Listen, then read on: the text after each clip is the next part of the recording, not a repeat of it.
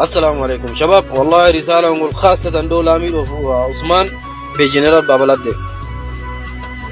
والله من شمتي on من شمتي on من منياني on من شمتي on منياني on فا عندك أون كيوتني من دو عندك هيوتي ولا فكو من شورة تاون من شمتة تاون عندك خلاص تندون أرديم بقلا فايدة أنون أرديم بقلا أي فايدة أنقلا أي فايدة حكوني فول بي كمين فول بيشات والله أنقلا نعمل أي فايدة أن أردي بنزا أرداكي من أرداكي بنزا كوكولاتون أنون كوكولاتون كهولنيون ko haddanno to babalade kokulata ha kokulata wallahi laamido Usman Kenya do men desuma laamido fulbe Kenya do men desuma menen fulbe cadbe be getabe jawatabe menen desuma laamido hecci Kenya do ko lewro wada do laamu hande den debbo warire ni fe ane hore bingel ware rewbe barire banoni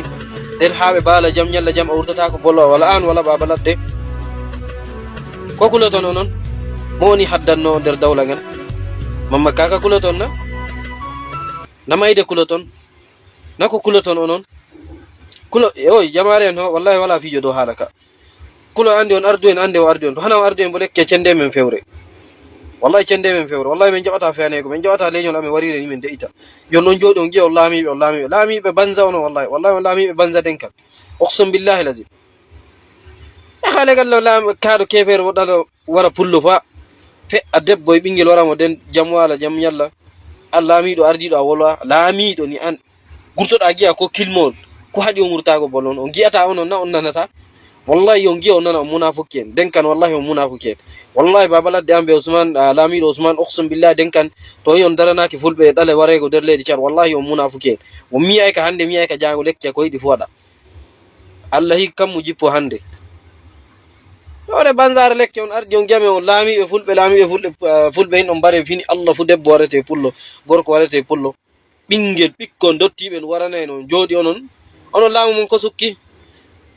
inde tan on laamibe inde an resama laamina ummoto bolla to hunde wadi ummo wala laamido ummo wala laamu leydi do ummo daro yazol rarta himbe munafiki en waraybe fulbe yazol rarta bo nangabe mabbabe yazol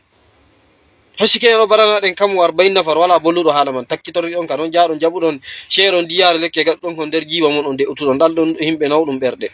min giya ko men de den hande kaado ummotani warana men rewbe warana men bikkon miraabe dottibe on de iti on giya laamibe dum de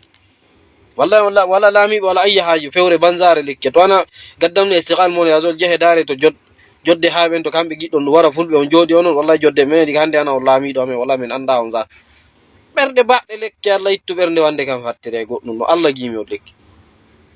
wallahi men de itanta on badda oqsum billahi ya ummo don inon hunde du ya wallahi lazim gida men ummi ke men na wallahi lazim men barabe fa men barawo onon zat ko kam mi don woy wallahi ya men chomi wallahi men chomi men munyata aktar min keda wallahi men munyata aktar min keda en man risala ganga hewta